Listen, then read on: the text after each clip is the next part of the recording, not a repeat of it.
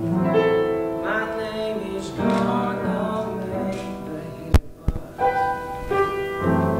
Too bad I won't be here. I may have started out in a small-time club. In a year or two, I'll be as known as Chicago's Al Capone. Thanks to you, Bonnie, I can make plans again. I've got lots of reasons to keep living. It's true that love can set you free, and this world will remember me. Frank, tell us about your journey with Bonnie and Clyde. Well, Bonnie and Clyde actually started when I was an executive at Atlantic Records. And I think it was like 99, 2000. And among the many projects I was doing there, I was going to do a song cycle based on famous couples. And Don Black and I wrote 3 songs based on the lives of Bonnie and Clyde. And we started writing the songs. And as we did research on their lives, we realized, my God, look at all the moments of these people's lives you could musicalize. And that was the very, very beginning of this project. Man, look at this. They have no idea how he did it. Clyde Barrow somehow got a gun smuggled into his cell, pulled it on a guard, and demanded to be set free. He's free, Blanche! He's a fugitive! Oh, they ain't never gonna catch him. Nobody tries. When I try, I'm in love, I'm alive. And I forget about everything I hate. When I drive, I can reach 65. I won't pay the bottom line. They'll always be behind. And man, that just feels great. It was so fresh, so that's why we did it. And once we got started, you do 2 or 3 songs, and then you get back to it, and then 6 months goes by, you do another, and all of a sudden, Jeff Calhoun heard what we'd done, and he just went crazy, and he kind of galvanized it.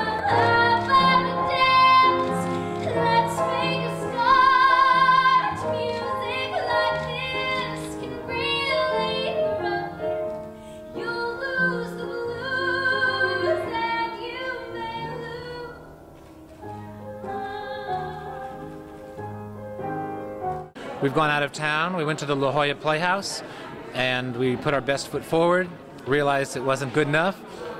We went to the Oslo Theater the season afterwards. I would say we changed about 50% of the show. And from the Oslo to Broadway, we've changed probably another 25%. And so I'm feeling really, really good about where we are right now. But there's just no substitute for time. Can't wait to tell her how much I missed her. Feeling sorry for James Kennedy, 'cause he's never kissed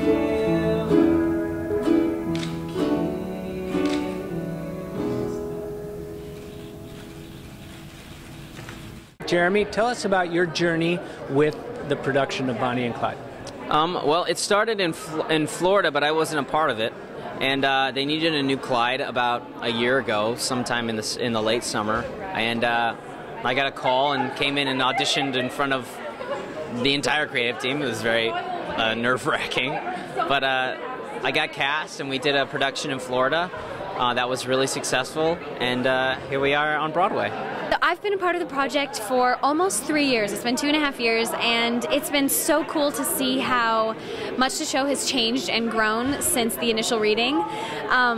And it's really rewarding to see it actually finally happening on Broadway. This is what we've hoped for since day one. And yesterday at the first rehearsal, we were all pinching ourselves. I was like teary and just giddy with excitement that it's actually happening now. So we're all very excited. I worked with Jeff Calhoun in 2003 on the Deaf West revival of Big River at the Roundabout Theater, and then again on Pittman at the Mark Taper Forum in LA. So Jeff and I have a long history together, and he called me one day and said, I have this part, and I've been thinking of you for it. And of course, when Jeff Calhoun calls you and says that, you know, it's an exciting day. So it started there, and the first reading, we had half a script, and we just kept going with it. And a couple of productions later, now we're here. It's very exciting. I've been involved in all of the readings that have been here in the city, and ever since maybe it was the second one they did a couple years back here 42nd Street Studios, and every time they've workshopped it here in the city, I've been a part of it, and it's awesome. It's just a really great company. They've been so welcoming, everybody who's been part of the production, to us newbies who are here for the first time. So it's really exciting. So what's it like originating a new role in a new musical? Well, this is day 2 of this, because I've never done it before.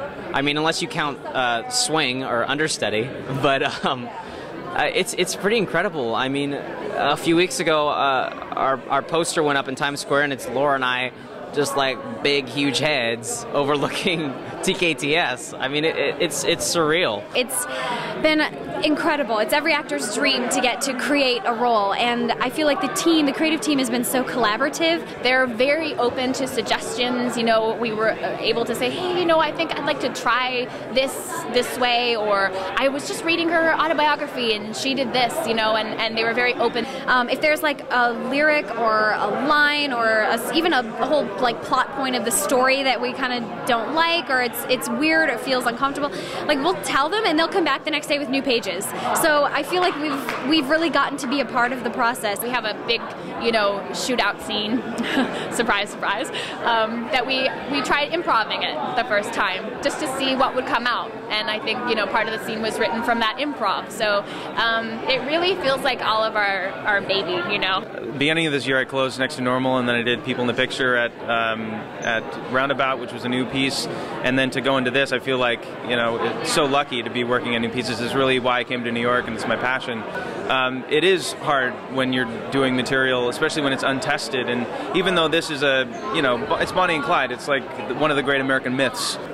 What can audiences expect when they come see Bonnie and Clyde? You can expect a lot. I think people will be pleasantly surprised. Hopefully they're blown away. Excitement, a little sexy, a little dangerous, star-making performances in Laura and Jeremy. The magic is palpable when you see them together, and they're quite extraordinary, and I know New Yorkers are going to just fall in love with these two people. First of all, it's an original show, and this season has got a lot of revivals in it. They're going to have such a good time that they're going to be eager to go back and see another live musical on Broadway. And they'll also discover the story of Bonnie and Clyde. You know, people know Bonnie and Clyde as the iconic couple that they are, and maybe they know the movie, though most young people don't know the movie. So I think younger generations will come and learn about Bonnie and Clyde and see why we wrote a musical about them. And the older generations, I think, will come and say, wow, I didn't know this about Bonnie and Clyde. Maybe now I understand what happened to them and why it happened. You'll fall in love with them, which I think people would go in expecting maybe to hate them. But I think we've delved deeper than what people know. They just think they just murdered people. There's a lot more to it than that. And the music is diverse and beautiful. We've got gospel and country and pop and bluegrass, and it's very inspiring. So I think people will leave the theater inspired and energized. At the heart of it, really, two people who are madly in love with each other. Yes, this world will remember.